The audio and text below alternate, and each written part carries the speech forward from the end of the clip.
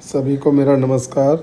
आज मैं एक कहानी शेयर कर रहा हूँ जो हर एक व्यक्ति को सुननी चाहिए और ये निश्चित तौर पे आपका मार्गदर्शन करेगी। तो मैं आज आपको एक ऐसी कहानी सुना रहा हूँ जो एक बाघ के बारे में है, बाघ के बच्चे के बारे में जो अपने आप को भेड़ समझने लगा था। तो होता क्या है कि एक बड़े हरे भरे मैदान में कुछ भेड़ें घास चर रही थी। मैदान के एक ओर बहुत घना जंगल था। एक भूखी भागिन शिकार की टोह में चट्टान पर बैठी थी। भेड़ों को देखकर उसके मुंह में पानी आ गया और वो घात लगाकर भेड़ों के झुंड पर झपटी। परंतु एक दुर्घटना हो गई। उसका एक सर पत्थर से टकरा गया और भागिन गर्भवती थी।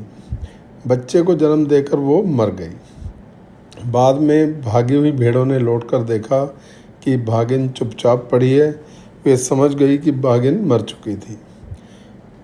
अनाथ बाघ के बच्चे को देखकर उन्हें ममता आ गई।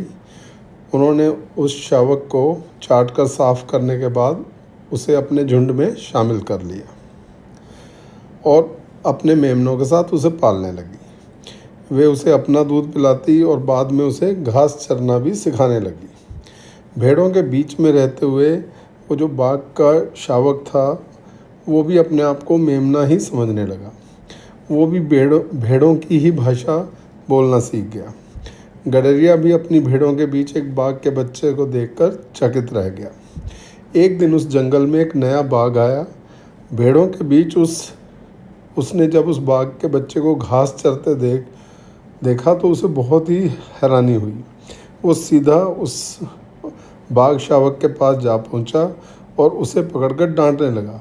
उसने उसे भेड़ों का झुंड छोड़कर अपने साथ जंगल में चलने को कहा, लेकिन जो बाघ का शिशु था वो बहुत बुरी तरह से डर गया और कहने लगा कि मुझे छोड़ दो, मैं मेमना हूँ और मुझे घास खाने दो।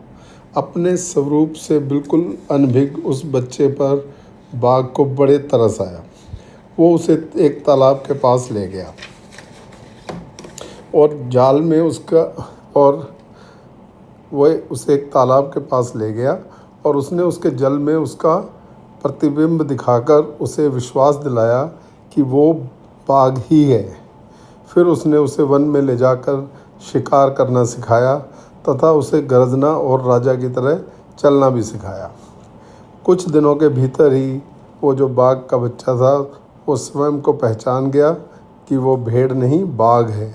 फिर वो बाघ के समान वन में विचरण करने लगा।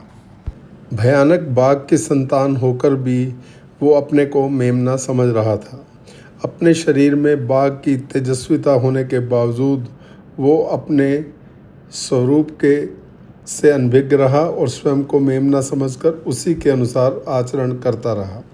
मेमने की तरह ही आचरण करते समय भी वो बाघ ही था। फिर उसने मेमने जैसा आचरण क्यों किया? ऐसा उसने अपने जो उसके सोच में ये बात घर कर गई थी कि मैं बाघ नहीं हूँ, मैं मेमना ही हूँ, इसकी वजह से थी। अज्ञान दूर हो जाने पर जब हम स्वयं को पहचान लेते हैं तब वो सब भय और आशंका दूर हो जाती है और तब हम अपना स्वाभाविक आचरण करने लगते हैं। तो बहुत बार हम बाघ होते हुए भी अपने को मेमना समझने की गलती करते हैं, क्योंकि हम अपनी क्षमताओं के बारे में जानते नहीं हैं। और हम अपनी क्षमता को कब पहचानेंगे? जब हम बार बार आगे बढ़ने का प्रयास करेंगे, बार बार हम ज्ञान अर्जित करेंगे। जैसे जैसे हमारा ज्ञान बढ़ता है, हम सत्य का ज्ञान होता है और हम अपने आप को पहचानने लगते हैं कि कितनी असीमित शक्ति हमारे अंदर है।